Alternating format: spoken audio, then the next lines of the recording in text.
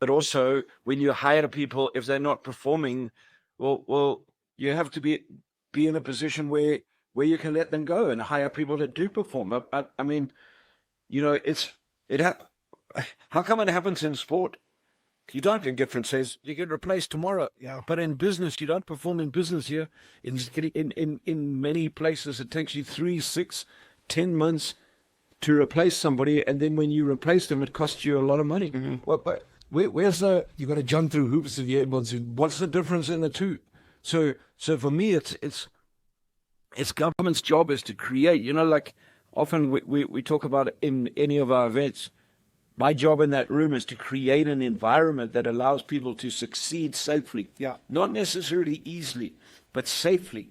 So that when you do go and hire somebody, you're not going to get shafted on the back end friggin' 10 months later because you have someone who refuses to do the job, but then they take you to CCMA. And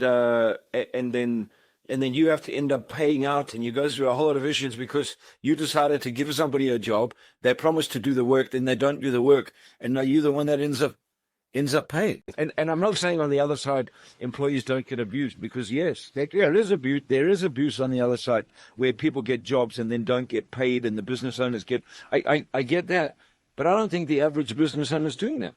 I think the average business owner, and especially the guys we work with, want to create a fair return on what they're doing.